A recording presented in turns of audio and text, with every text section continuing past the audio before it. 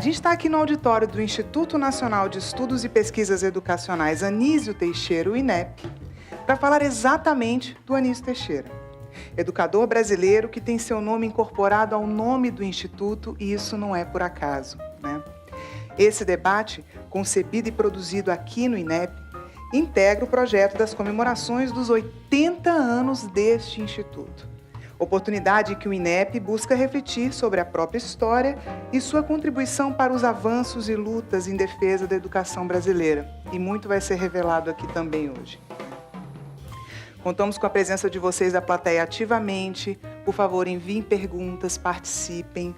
É muito importante, porque tudo que está sendo feito aqui hoje está sendo registrado pela equipe da UNB-TV e isso vai ser disponibilizado não só no YouTube, como também nas universidades brasileiras. Então, esse material vai correr, né? Isso é muito bom. A gente precisa muito disso, divulgado.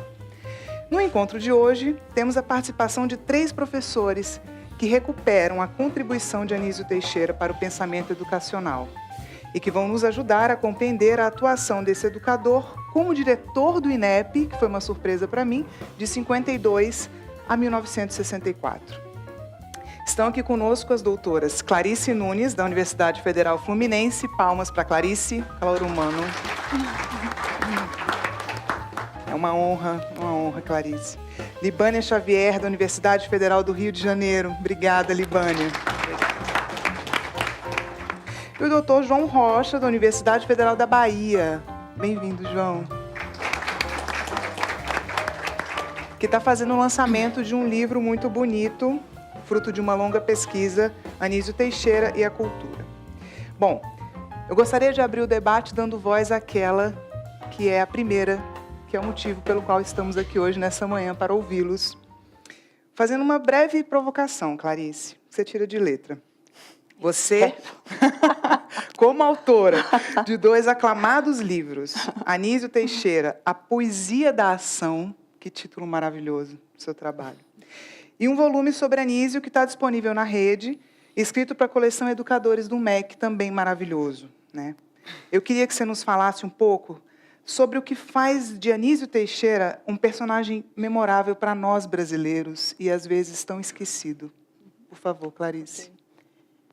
Primeiro, eu gostaria de agradecer à presidência do INEP, à comissão organizadora desse evento, dos 80 anos, aos técnicos e funcionários que tão amavelmente me receberam, e dizer que eu estou honrada de estar aqui entre vocês, né?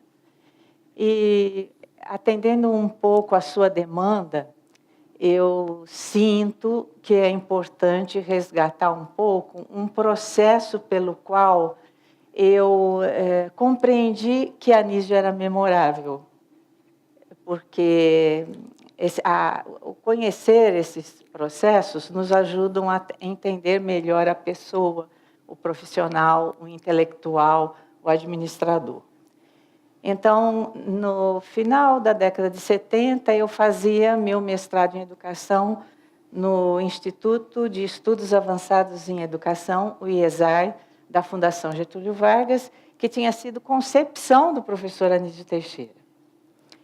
E, naquela ocasião, eu fazia parte, então, do corpo discente da 2ª turma da instituição, e no debate com os meus professores, com os colegas, na biblioteca, na hora do cafezinho, eu me deparei com um enigma.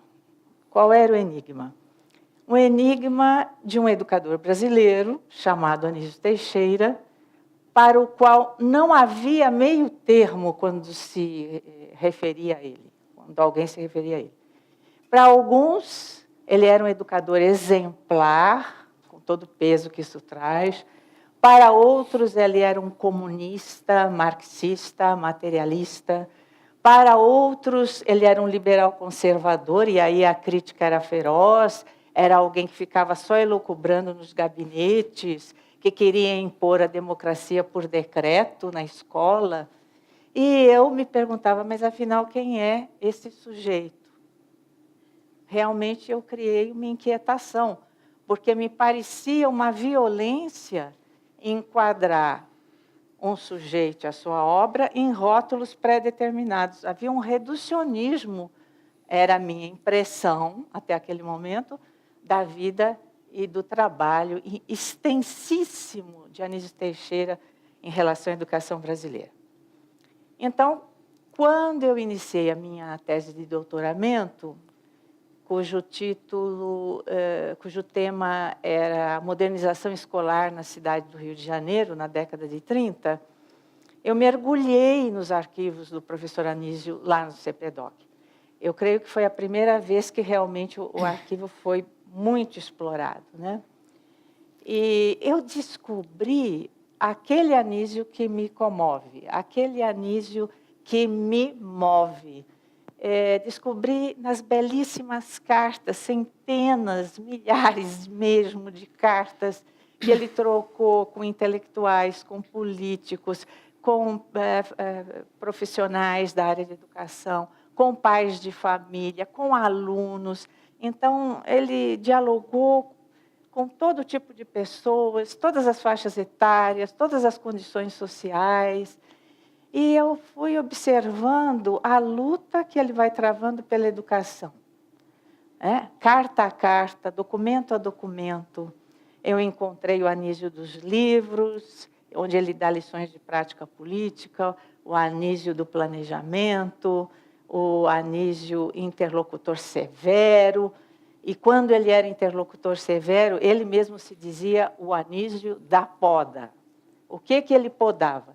Ele podava toda e qualquer iniciativa que, implícita ou explicitamente, se colocava contra a extensão dos benefícios da educação a todas as classes sociais, porque ele dizia que a educação é para todos, a educação era o direito dos direitos. Mas eu encontrei também o Anísio que cultivava, que fazia da sua presença em cada órgão, em cada instituição, um dínamo de força.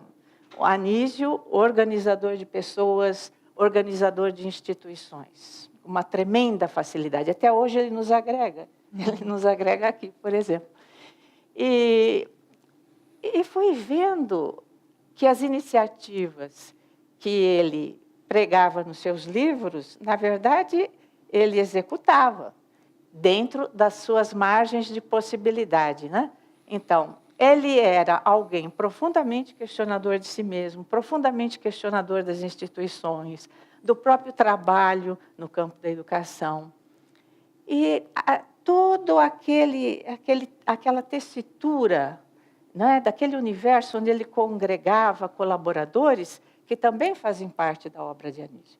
Ele conseguia reunir colaboradores dos mais diversos matizes político-ideológicos, né?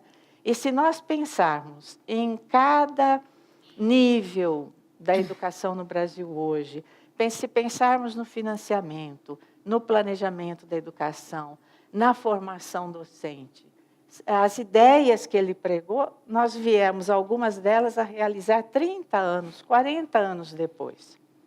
Né? Então, que ideias são essas? Né? Evidentemente, o debate vai trazer aqui à tona. Mas se nós pensarmos, por exemplo, na extensão da escolaridade básica para a população brasileira, numa educação integral, no financiamento público para escolas públicas, pelos quais tanto ele se debateu, sobretudo no INEP, quando ele foi diretor. Então, por esse compromisso que se renovava a cada dia, apesar das dificuldades encontradas, que foram muitas, das polêmicas, dos debates, das perseguições, ele persistiu na defesa da democracia nos governos, a democracia das escolas e da educação, a democracia na vida humana. E isso é que realmente me moveu. Como é que alguém pode ter um desejo tão intenso de realizar uma obra educativa num país? Ele tinha uma visão muito ampla, por tanto tempo, por toda uma vida, renovando a cada momento esse desejo. Isso me impressiona muito até hoje, porque a nossa tendência no campo da educação, às vezes, é desanimar, é deixar para lá, é ignorar. E alguém que, mesmo com as dificuldades, nunca fugiu da luta em qualquer área, dando suporte jurídico para que os processos pudessem acontecer, mobilizando recursos financeiros para formar pesquisadores e professores, defendendo as unidades escolares, defendendo a cultura como o maior patrimônio do país. Eu creio que tudo isso faz de Anísio Teixeira um educador e uma pessoa memorável pela dignidade da política, pela generosidade da expansão da cultura e da educação. Por isso estamos aqui, para falar desse educador memorável. Obrigada, Clarice. E também resgata o princípio da utopia, que representa muito o que a Anísio foi, mas não só isso, né? A graça desse evento hoje é a gente ver a amplitude do que abarcou o que ele fez. E agora, Libânia, eu vou te pedir para dar continuidade a essa discussão, porque ele esteve por 12 anos aqui no INEP, né? De 1952 a 1964. E, nesse momento, o INEP assume um papel distinto dos períodos anteriores, se a gente for olhando em perspectiva. Quando foi dirigido por Lourenço Filho e por Murilo Braga, por exemplo. O que há de mais original na gestão de Anísio, à frente do INEP, pelo seu ponto de vista, e o seu estudo indica que a articulação de pesquisadores intelectuais reunidos por Anísio no CBPE e nos Centros Regionais de Pesquisa teve repercussões importantíssimas para a nossa vida educacional, que reverberam até hoje, né? E o que aconteceu no país, especificamente nessas décadas de 50 e 60, envolvendo Anísio? Ok. Também vou começar agradecendo o convite, falando da satisfação de estar aqui e de estar nessa militância, né, em prol de uma educação pública democrática, para a qual a figura de Anísio Teixeira é um norte, né? E dizer que esse estudo que você fez referência é a minha tese de doutorado, defendida em 98, 99, já estou confundindo um pouco, mas por essa época, sob a orientação da professora Ana Valesca Mendonça, na PUC-Rio. E eu queria fazer uma notinha, né? Ana Valesca Mendonça faleceu ontem cedo, e é uma perda muito grande, mas ela deixa uma contribuição importante também, enfim, pelas orientações, né? Nós partilhamos juntas, além da orientação da tese, um projeto de pesquisa sobre o INEP durante a gestão de Anísio Teixeira, que foi, enfim, que deu continuidade a várias questões que eu já havia levantado na minha tese e que o grupo, enfim, continua a investigar, sempre aqueles braços de pesquisa, né, de detalhamento do conhecimento. Então, assim, a presença, a participação do Anísio Teixeira no INEP é uma participação bastante importante, na medida em que ela tentou criar uma nova tradição de pesquisa em educação. Mas é mais do que uma tradição de pesquisa em educação, o que ele queria, no INEP, é tornar esse órgão público, né, vinculado ao Ministério da Educação, transformar esse órgão num lugar de desenvolvimento da pesquisa. E ele entendia que a pesquisa educacional, a pesquisa que ajudaria aos políticos a formularem os seus programas e planos de educação, a pesquisa que ajudaria os professores em sala de aula a adotarem os métodos enfim, e atividades didáticas relevantes, a pesquisa que ajudaria os professores e alunos a conhecerem melhor a literatura, tanto a literatura sobre o Brasil, as interpretações sobre a nossa sociedade, sobre o Brasil, sobre as localidades, né, onde se situavam as escolas, mas que ajudasse também a pensar a própria escola e a pensar e a utilizar toda a produção intelectual, toda a literatura existente, enfim, que confluísse, que ajudasse a escola a atingir o ponto de ter um funcionamento realmente democrático, né? E pensando, enfim, essa é a minha interpretação, mas buscando, como Clarice disse, democratizar a educação, ele viu no INEP, com a direção do INEP, um espaço para ele articular uma política nesse sentido. É bom a gente lembrar, você pediu para falar do contexto, né? Anos 50, 52, quando ele vem para o INEP, anos do pós-guerra. O mundo estava muito comovido, estava muito impactado com os resultados da guerra, com o massacre de judeus, com o fascismo, com o nazismo. E isso tem relação com a criação da ONU e da Unesco. E o Anísio Teixeira se articulou junto com os baianos, com Tales de Azevedo, que era um antropólogo baiano, numa perspectiva que a Unesco, né, um projeto que a Unesco tinha de estudar as relações raciais no mundo, enfim, e sobretudo no Brasil. Acredito eu que isso está ligado à ideia de que, uma ideia um pouco falsa, de que no Brasil as relações raciais eram menos preconceituosas, que a população brasileira, na população brasileira, o negro, o índio tinham mais lugar. E com isso, a Unesco, então, contrata, né, faz um grande projeto para que se desenvolvessem estudos sobre relações raciais no Brasil. E nesse grupo de pesquisadores, alguns jovens pesquisadores despontam. Eu vou falar o nome de dois, mas também pesquisadores americanos e europeus vêm para o Brasil também para participar desse projeto. E dois deles que têm uma importância importante na continuidade do projeto, né, de democratização da educação pública e da sociedade brasileira, que o Anísio partilhava, são dois. Aqui em São Paulo, em São Paulo, Florestan Fernandes, e no Rio de Janeiro, Darcy Ribeiro.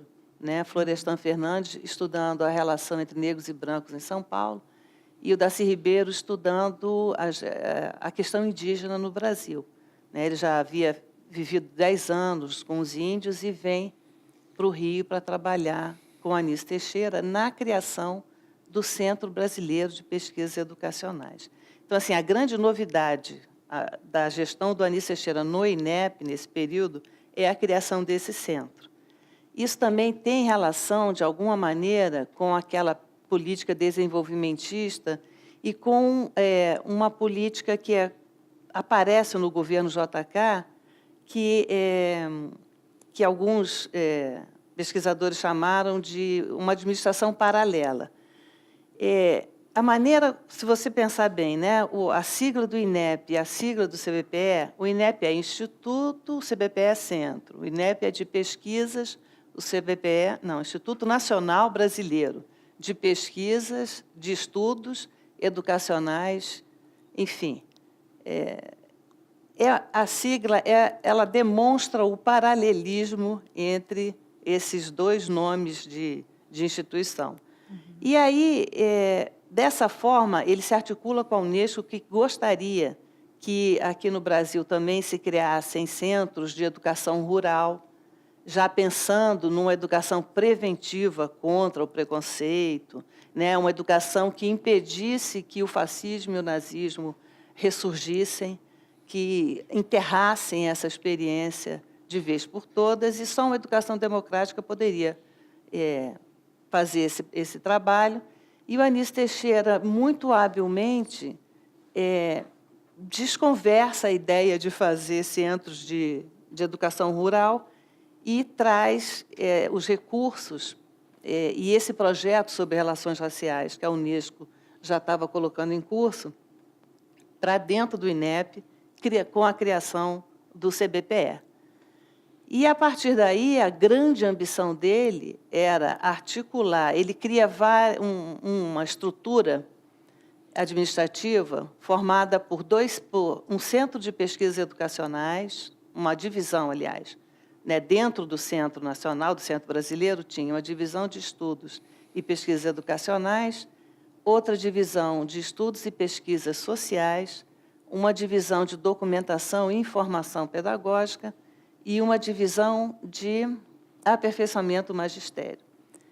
Aí, assim, aqui estão os 4 eixos que, a partir dos quais ele percebia que a educação poderia ganhar um impulso, né? Essa escola democrática, ele está pensando na educação escolar.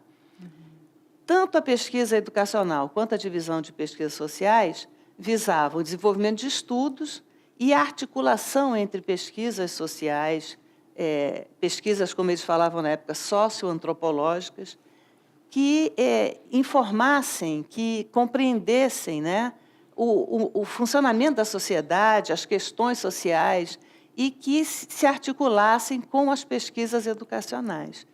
A meu ver, o que tem de fundo, em termos de questão, de problema que ele queria enfrentar, é essa questão da escola como uma estrutura burocrática muito impermeável ao meio social. É muito comum a gente ouvir a criança falar: a escola é chata, a escola é careta. Por que isso? Eu não entendo nada que se fala na escola, mas eu gosto de brincar disso. Às vezes faz cálculos incríveis, mas não da maneira, como o conhecimento escolar espera. Então, acho que a expectativa dele era essa. Se a escola entender melhor o meio social onde ela se encontra, o país, o projeto de nação que cada professor, enfim, que a educação pode levar, contribuir para se formar, que país se quer construir a partir da escola, da educação, da formação das crianças, Então, essa era uma expectativa, e isso vai ter curso, A outra, depois eu vou voltar a falar dessas pesquisas, a existência de uma divisão de documentação e informação pedagógica, eu acho também que é muito importante, porque mostra uma visão de que a história de um órgão como o MEC, o INEP, a história de cada escola, de cada pessoa, do país, é extremamente relevante, ela deve ser registrada, ela deve ser documentada, ela deve ser aberta à consulta pública para que as pessoas se apropriem dessa história. Cada escola tem que ter conhecimento e se apropriar das experiências passadas. E a gente não tem uma cultura nesse sentido. A nossa cultura está velho, descarta. Cada vez a gente tem menos espaço para usar, para guardar reminiscências. Mas ele tinha a perfeita noção da importância do registro da história. E também, junto com isso, eles montaram uma biblioteca que, à época, era a biblioteca maior da América Latina, que não era só sobre educação, mas sobre ciências humanas em geral. Essa biblioteca até no regime militar ela foi desorganizada. A gente conseguiu salvar uma parte dela, está na UFRJ, provavelmente uma parte está no INEP, mas, enfim, essas coisas acontecem, é uma pena. E ainda tem a divisão de aperfeiçoamento do magistério, que era uma divisão voltada para a qualificação em serviço dos professores. Ele tinha também a perfeita noção que hoje os políticos não têm, não partilham, de que a profissão docente é uma profissão que exige uma reflexão contínua, permanente, sistemática. Hoje, a realidade dos professores que estão nas escolas de educação básica, sobretudo nas escolas públicas, mas também não é muito diferente nas escolas privadas, eles ganham por hora-aula. Acabou a hora-aula, não tem mais. Aí, com greve, consegue ganhar para preparar a prova, enfim.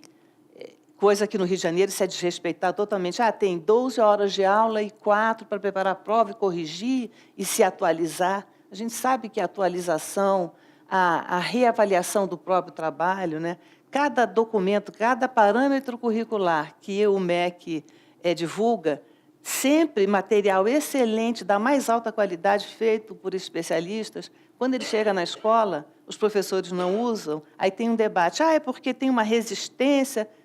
A resistência é porque não tem tempo para se apropriar daquela leitura. Então, eu estou falando isso tudo para mostrar que, na divisão de aperfeiçoamento de magistério, o Anísio tinha duas ações que ele considerava centrais. E isso eu também vi em cartas que ele enviava para os coordenadores dos centros regionais, que eu não falei também, que foram criados, mas, enfim, que era importante ter escolas de demonstração. Depois ele vai chegar, não é propriamente demonstração, como a gente tem os colégios de aplicação junto às universidades públicas. Eu quero escolas laboratórios. O que são as escolas laboratórios? São escolas que funcionam em horário integral, os professores e os alunos, né, dentro lá das orientações lá da Escola Nova, vão discutir o planejamento, o currículo, e esse trabalho coletivo que reúne a equipe pedagógica, os professores e os alunos em diferentes momentos, né, ora todos, ora grupos por disciplina, enfim, como cada escola resolver, cada escola vai ter um projeto próprio e, a partir desse projeto, ela vai funcionar como um laboratório.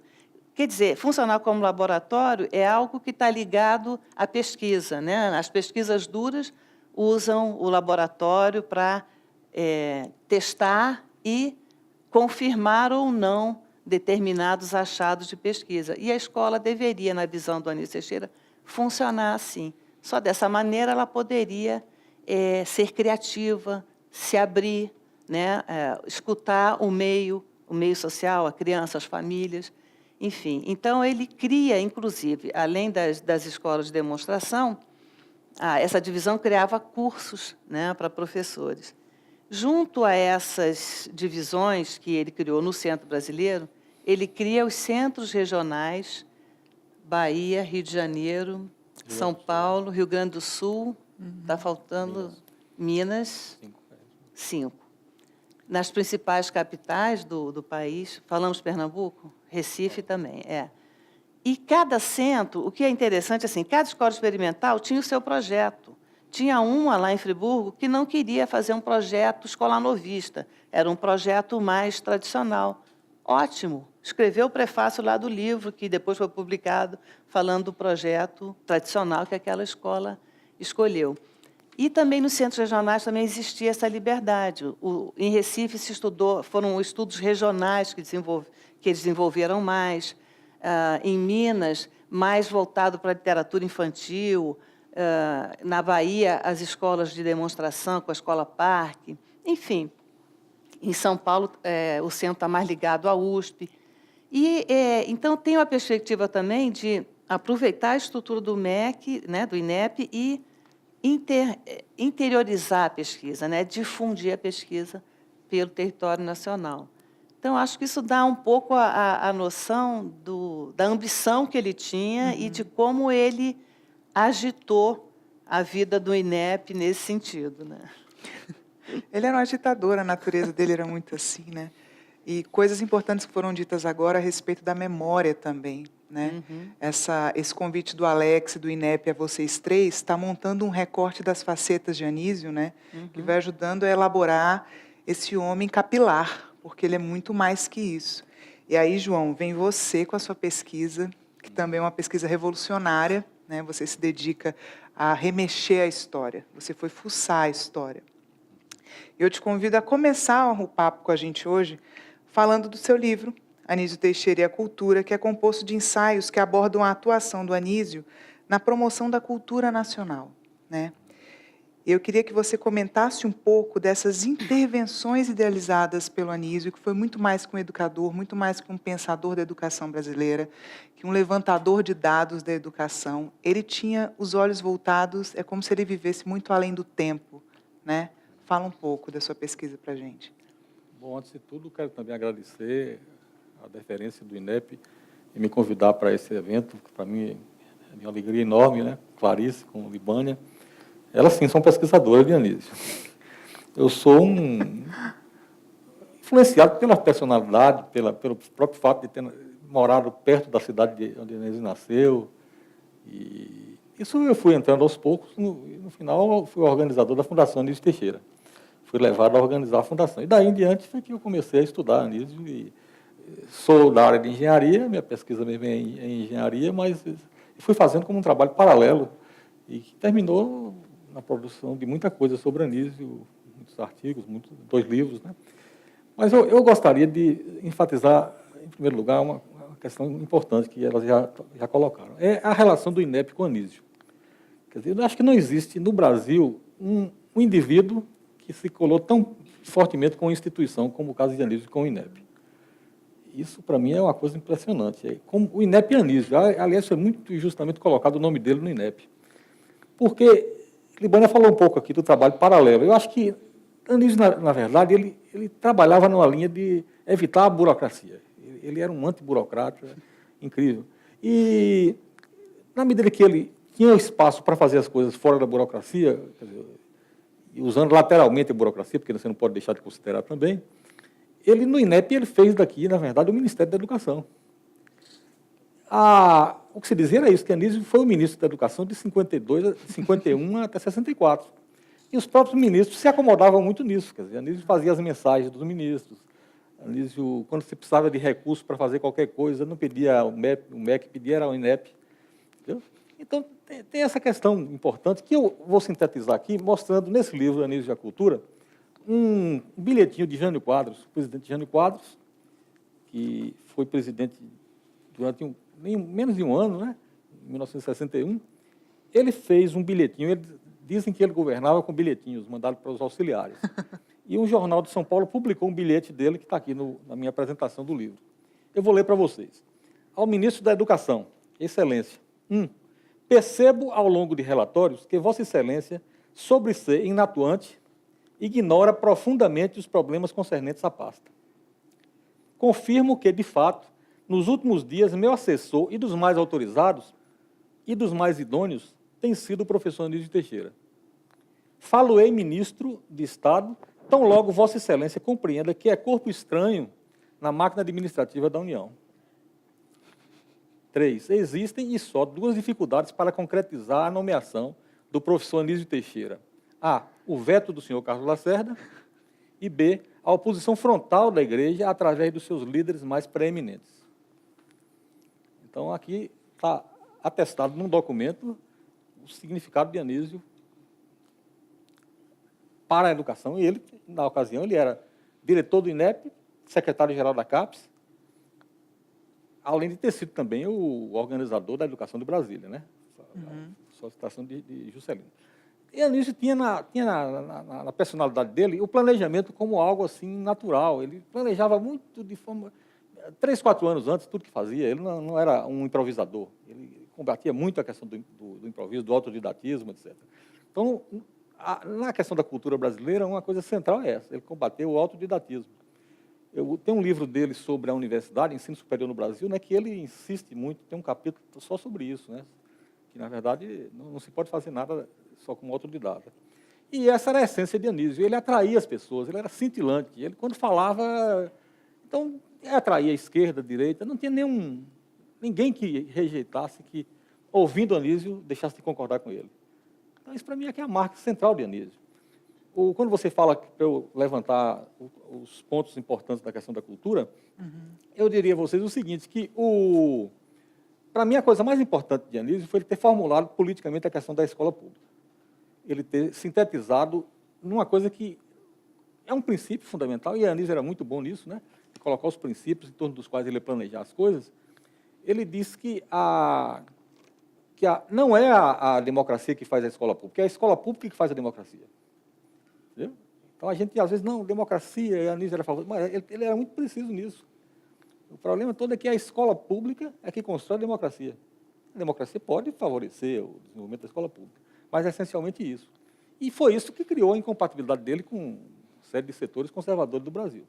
Tanto que Luiz Viana Filho, que eu tenho aqui a entrevista que ele me deu, uma entrevista que depois eu vou dizer a vocês o significado mais importante dela, e o mais importante não está aqui, porque ele mandou desligar o gravador quando foi falar. Ele me disse isso, disse, olha, nós todos gostávamos muito de Anísio, mas não gostávamos das ideias dele. Então, como é que é possível você gostar dos itens e não gostar das ideias? Mas era mais ou menos isso. Então, desde que ele não fale, desde que ele não faça política, desde que ele não crie a escola pública para funcionar, o resto é ótimo. Porque é agradável falar com Anísio. Anísio sabia de tudo, falava com profundidade sobre tudo, né? Então, quando eu fui inspirado, de certa forma, para fazer esse livro, por Antônio Aires. Antônio Aires me deu entrevista lá na Bahia. Eu fui para a inauguração da fundação, em 1989, na Bahia, E depois saiu um livro dele, saiu um artigo dele no meu livro Anísio em Movimento, que é esse livro aqui, que eu chamo, já naquele tempo, né, de A Vida e as Lutas de Anísio pela Escola Pública e pela Cultura no Brasil. Então, essa integração entre cultura e educação é fundamental no trabalho de Anísio. E aí eu perguntei a Antônio Aires, eu digo, Antônio, por que você acha de a gente fazer alguma coisa sobre Anísio e a cultura? Ele disse, é essencial, porque Anísio é o maior homem de cultura do Brasil, de todos os tempos. Eu digo, eu pensava que era o senhor. Não, é Anísio, então eu tenho que fazer alguma coisa sobre Anísio e a cultura. E aí o Gilberto Freire tem escreveu um artigo num livro sobre aquele livro que Darcy organizou para comemorar os 70 anos de Anísio, né? Então, no artigo ele tem essa coisa aqui que eu vou ler também para vocês. E isso aqui realmente me levou quase como uma obrigação, um compromisso de organizar esse livro. Ele diz, ele uma das mais completas personalidades de renovador da educação correlacionada com a cultura em geral. Cultura no largo sentido sociológico, que a América já conheceu. O desenvolvimento da cultura brasileira está, há um quarto de século, mais do que isso, há 30 anos, de tal modo impregnado do que em Anísio é espírito amplamente compreensivo, tanto dos vários problemas de cultura como das diferentes personalidades representativas da cultura com quem tem sabido lidar, que erra, ao meu ver, quem pretender classificá-lo como puro educador ou simples pedagogo. Não que não seja imensa a missão do educador, nem complexa a responsabilidade do pedagogo. Então, essa fala do Gilberto Freire também, de certa forma, me levou a escrever o livro. Agora, é um amador, né? Não sou especialista em cultura. A cultura tem hoje 1000 maneiras de você enxergar. O que eu ia fazer? Eu procurei minha grande amiga Ana Valesca, que infelizmente faleceu ontem, é uma ironia do destino, porque o prefácio é dela, né, desse livro, e ela me incentivou muito a fazer também isso. Eu digo, Ana, eu vou levantar, tanto que eu digo, subsídios para o conhecimento da atuação de Anísio Teixeira no campo da cultura. Quem vai depois elaborar isso, desdobrar isso, são vocês, que são pesquisadores profissionais na área, né? Eu só levantei aqui os pontos, né? E é impressionante como o Anísio atraiu realmente as personalidades mais importantes da cultura brasileira para si. Por causa dessa efervescência, dessa cintilância dele, dessa capacidade dele de falar e as pessoas ouvirem. Então, ele praticamente foi quem lançou Vila Lobos no Brasil. Vila Lobos foi auxiliar dele na Secretaria de Educação do Rio de Janeiro. Ele conheceu Vila Lobos como? O Vila Lobos conta. Vila Lobos estava no Teatro João Caetano, fez uma apresentação lá. Aí Anísio entrou para falar com ele, todo tímido como ele era. Aí o Vila Lobos, o que você está fazendo aqui, menino? Anísio tinha 1,50 m. Isso não é lugar para o menino estar... Eu sou o secretário de Educação e vim me convidar para ser o meu assessor para a educação musical. Você imagina. Terminou Vila Lobos sendo o afinador do piano de Anísio. Quando Anísio precisava afinar o piano, chamava Vila Lobos para a casa dele. Né? Então, Roquete Pinto, é outro nome também, né, fundamental na questão da rádio educativa. E Anísio ele se movimentava de uma maneira bastante informal. Ele quando o Roquete Pinto quis construir a rádio educativa, como era? PRK7, um nomezinho assim que tinha lá no Rio de Janeiro, né? PR4, né? PRK, qualquer nome. Qualquer coisa. Anísio disse, eu vou arrumar um dinheiro para você aqui. Foi atrás do dinheiro, o Roquete Pinto, Anísio me arrumou uma verba aí de 10 mil não sei quantos, de contos, e eu vou fazer isso. Ponto e fez. Né? O do cinema educativo também, né? O Mauro, né? De Cataguases. Tanta gente. O grande cineasta de Cataguases também foi ele que levou para o cinema, fez o cinema educativo no Ministério da Educação. Na Bahia, ele se juntou com os artistas modernos, que ninguém dava valor nenhum, 23, 24 anos, e chamou para fazer os painéis da Escola Parque. Então, a arte tradicional na Bahia era muito forte, tinha grandes pintores importantes, ele chamou os jovens para pintar a Escola Parque. Mário Cravo, né? Genial Augusto, pintores de expressão nacional, Carlos Bastos, foram esses pintores que foram fazer E ele organiza um Salão Baiano de Artes Plásticas, na Bahia, que é uma revolução em 50, como secretário de Educação. Esse salão, você vê a capacidade de Anísio de trabalhar com todos os setores. Ele botou um salão dos conservadores e um salão dos novos, né? Botou os dois. E todo mundo se reuniu ali, todo mundo se deu bem, se aproximou, etc. A arquitetura também na Bahia. A Escola Parque é uma obra-prima da arquitetura. Aquela biblioteca da Escola Parque é uma coisa... O Diógenes Rebouças foi que fez não foi ele o projetista original, foi ele que desenvolveu. O Diógenes me disse, na verdade, o projeto arquitetônico da Escola Parque não é meu, é de Anísio. Eu simplesmente dei vazão ao que ele queria. Entendeu? E o Diógenes me conta uma história muito interessante, muito gratificante para a gente sentir o homem público como era naquele tempo. Não quer dizer que todos fossem assim. Mas ele disse que fez isso de graça, fez o projeto, desenvolveu tudo de graça. E um dia de noite ele resolveu sair com a lanterna para ir no local. O local era um local tido como perigoso, né? Um local pobre, cercado de favelas e tudo mais.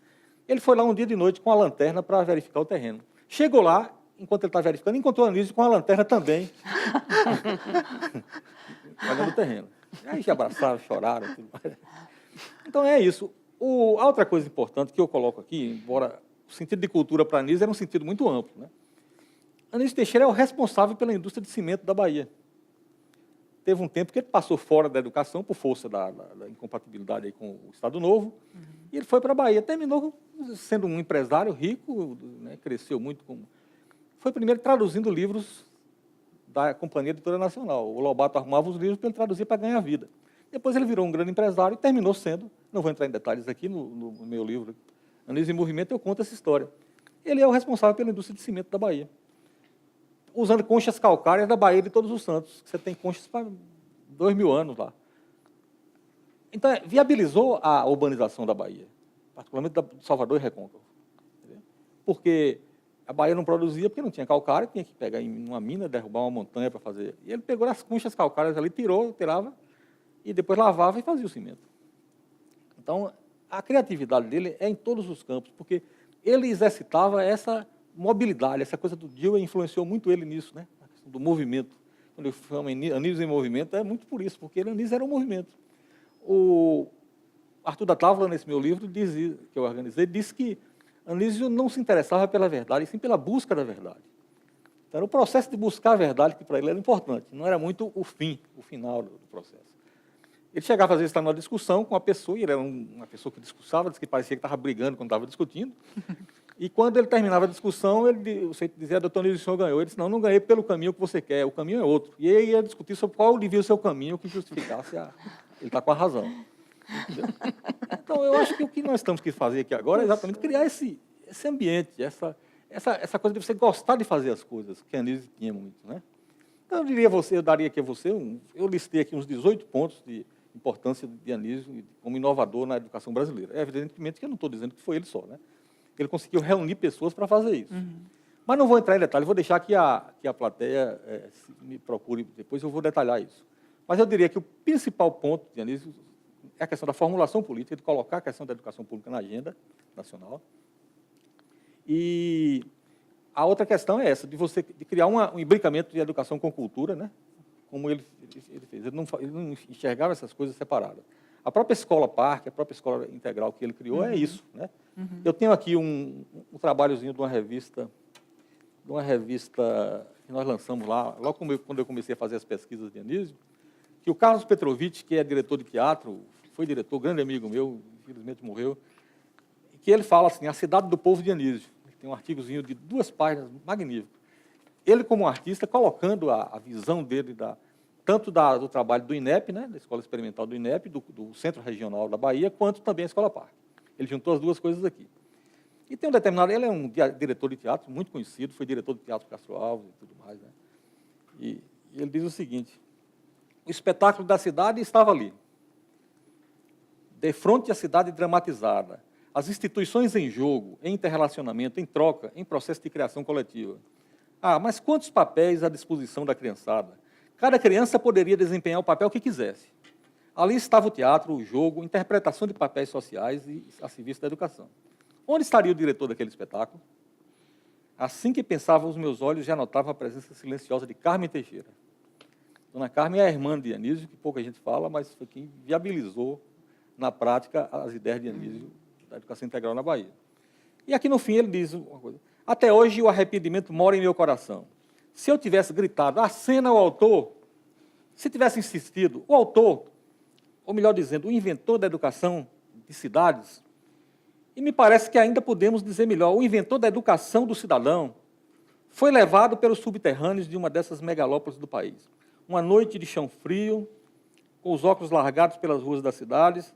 Alguns anos depois, o Brasil de então já não sabia bem de si mesmo. Acho que ninguém sabia muito do Brasil.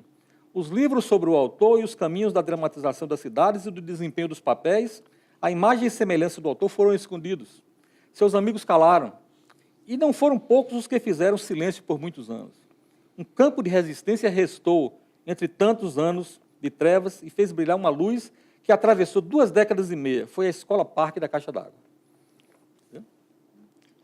Então, essa é uma interpretação que um artista dá sobre que trabalhou lá na parte de teatro e tudo mais, na Escola Parque. Né?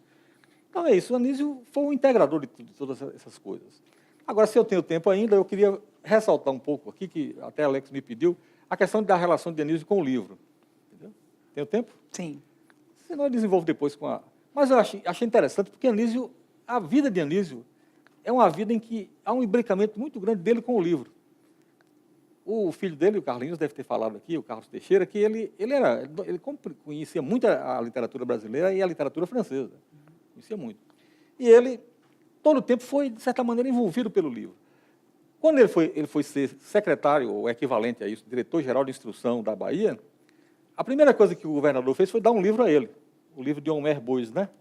Homer Buys sobre aspectos americanos de educação. Era um educador belga falando sobre a educação nos Estados Unidos. Entregou a ele, porque ele disse, mas doutor Góes, eu vou ser secretário de educação, tenho 23 anos, terminei meu curso de Direito, fui promotor numa cidade do interior, o que eu sei de educação? Ele disse, não, você pega esse livro e leia. Mande traduzir. Ele pegou o Luiz Ribeiro de Sena, que foi o diretor do Centro Regional da Bahia, do INEP, e mandou traduzir o livro. E distribuir com os professores. Discutir esse livro. Então, é uma coisa interessante. Ele já começa com um livro. Depois, tem uma coisa que eu vou citar aqui para vocês, interessante. Ele era fã incondicional de Gilberto Freire. Foram colegas lá nos Estados Unidos, né, na Universidade de Colômbia, no Teacher College. No mesmo momento que ele esteve lá, o Gilberto Freire também. E eles eram muito amigos e ele era fã de Gilberto Freire, porque Gilberto Freire era um sociólogo diferente. As perguntas de Gilberto Freire nas provas eram o seguinte, faça a sociologia de sua rua. Era assim, mais ou menos, né? Não era negócio de perguntar sobre sociólogos, era aquele, comparar um com o outro. Não. Aí os alunos ficavam meio complicados. E o Gilberto Freire disse que era muito tímido, né? Ele falava baixinho e tinha 2 pessoas fazendo, copiando, né? 2 estenógrafas, copiando tudo para depois fazer as apostilas. E esse material terminou virando um livro de sociologia, uma coleção de sociologia de Gilberto Freire. Isso foi lançado em 63. E Anísio Teixeira faz o prefácio disso. Então, ele tem aqui Eu vou primeiro citar uma coisa interessante. Ele cita Machado de Assis nesse prefácio. E Machado de Assis, eu fui atrás de onde foi que ele foi pescar esse Machado de Assis. De fato, é um conto de Machado de Assis chamado O Empréstimo, que é um conto magnífico de Machado, dos papéis avulsos, né? 1877, 1882. Vou citar Machado aqui agora, abre aspas. Tinham batido 4 horas no cartório do tabelião Vaz Nunes, a Rua do Rosário. Quem falava melhor do que tabelião do que Machado não é ninguém, né? Então, a Rua do Rosário. Os escreventes deram ainda as últimas penadas. Depois limparam as penas de ganso na ponta de seda preta que pendia da gaveta ao lado. Fecharam as gavetas, consertaram os papéis, arrumaram os autos e os livros, lavaram as mãos. Vaz Nunes ficou só. Esse honesto tabelião era um dos homens mais perspicazes do século. Está morto. Podemos elogiá-lo à vontade. Então, começa daqui, porque Anísio vai citar isso aqui no prefácio do Gilberto Freire. Ele diz, é que o país pratica ao pé da letra a doutrina que Machado de Assis formula admiravelmente. Morreu, podemos elogiá-lo. Aí de quem chega à grandeza vivo. Os contemporâneos julgam inteligente não admitir nenhuma grandeza viva. Os estrangeiros são muito mais generosos. As verdadeiras figuras originais do Brasil, como os Gilberto Freire, Villa-Lobos, têm de sair do país para receber a consagração. Você repare que Anísio Teixeira era um sujeito de uma modéstia tão grande que ele nunca falou de si mesmo. Hora nenhuma, nem aqui. Ele sentia todo o peso dos conservadores, do conservadorismo, toda a perseguição, mas ele não fala dele, ele fala aqui de Gilberto Freire e de Villa-Lobos. mas falando a verdade, né? Quer dizer, morreu, podemos elogiá-lo. Então, eu, na verdade, gostaria muito de não elogiar Anísio só porque ele morreu. Entendeu? Quer dizer, elogiar e falar da obra dele, mas colocar a obra dele como uma coisa em andamento, uma coisa que nós temos responsabilidade por ela. E que nós podemos melhorar muito o que ele deixou. Ele deixou muita coisa para a gente construir. Se ele estivesse aqui, certamente isso aqui estava em polvorosa pela fala dele, pelo brilho dele. Mas deixou as coisas paradas.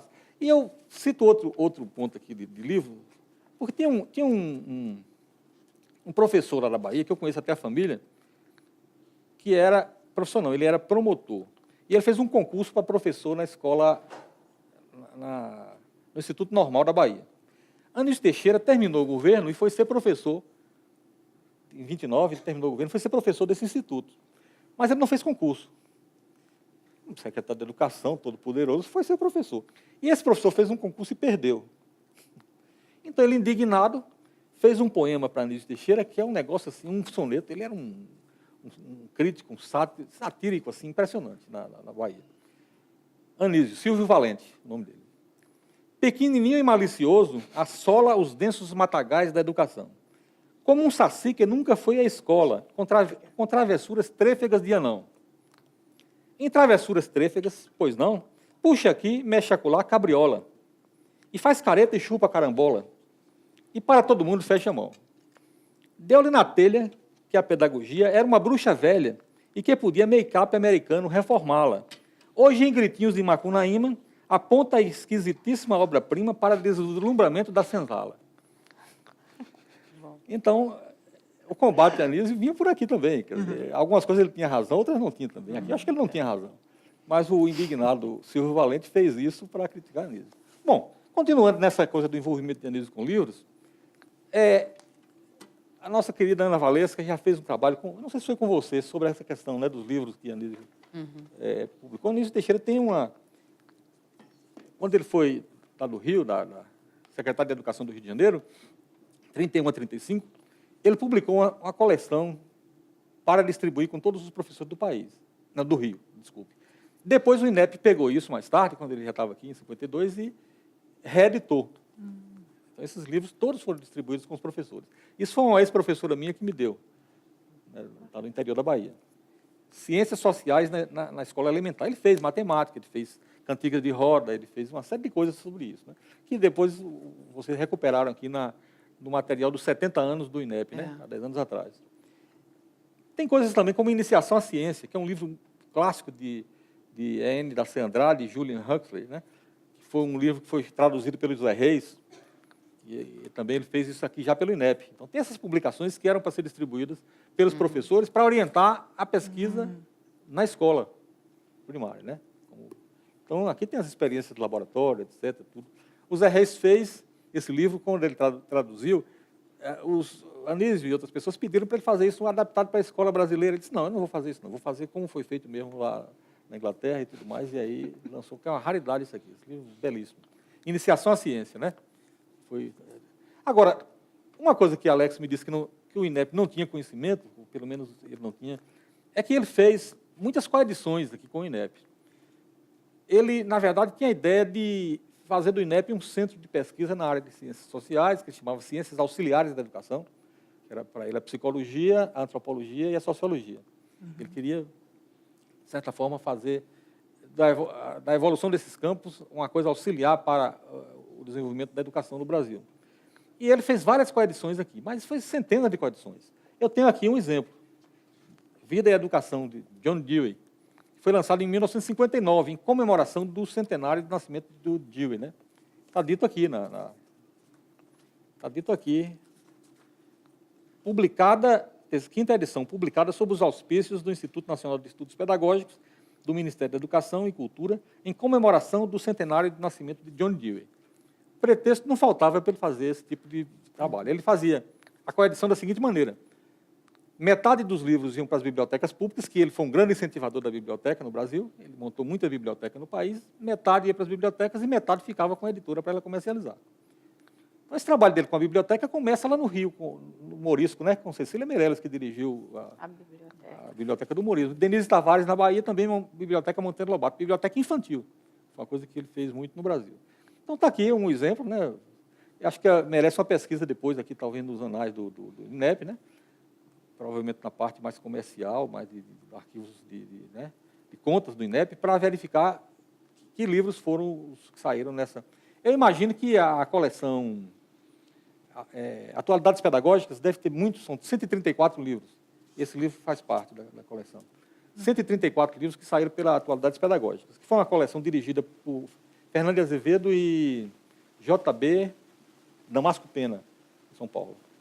Isso saiu. Depois, a Anísio tem uma ligação muito importante com a indústria editorial brasileira, e começa com Octales Ferreira, né, da Companhia Editora Nacional, com Monteiro Lobato, e depois com Enio Silveira.